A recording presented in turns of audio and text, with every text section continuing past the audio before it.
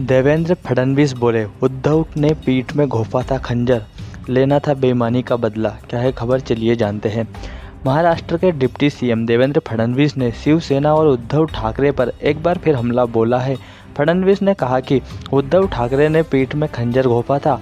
उन्होंने कहा था कि शिवसेना को सीएम पद देने का कोई वादा नहीं किया गया था। सिर्फ इतना ही नहीं, उन्होंने शिवसेना पर बेईमानी का आरोप लगाते हुए यहाँ तक कहा था कि उनके जहन में बेईमानी का बदला लेने की चाह थी। गौरतलब है कि महाराष्ट्र में 2019 भाजपा और शिवसेना ने मिलकर विधानसभा चुनाव लड़ा था। बाद में मुख्यमंत्री पद को लेकर भाजपा और शिवसेना में मतभेद हो गए थे।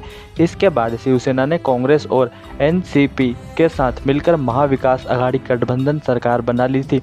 वहीं बीते जून में शिवसेना ने बगावत हो गई थी। इसके बाद शिंदे गुट के विधायकों ने भाजपा के साथ सरकार बनाई, जिसमें एकनाथ शिंदे को सीएम पद मिला। महाराष्ट्र के डिप्टी सीएम देवेंद्र फडणवीस शनिवार को एक निजी टीवी चैनल के कार्यक्रम में बोल रहे थे। इस दौरान एक सवाल के जवाब में उन्होंने कहा कि शिवसेना को 2.5 साल के लिए कोई वादा नहीं किया गया था। वहीं शिवसेना को सीएम पद पर फैसला नहीं हुआ था। देवेंद्र फडणवीस ने कहा कि चुनाव से पहले उद्धव ठाकरे ने मुख्यमंत्री पद के लिए मेरी उम्मीदवारी का समर्थन किया था। सिर्फ इतना ही नहीं, फडणवीस के मुताबिक शिवसेना को ज़्यादा विभाग देने की बात कही गई थी। फडणवीस ने कहा कि उद्धव ठाकरे ने चुनाव के बाद कांग्रेस और एनसीपी के साथ हाथ मिलाकर मेरी भाजपा की पीठ में खंजर घोंपा। इसके चलते मेरे मन में बदला लेने की चाह थी।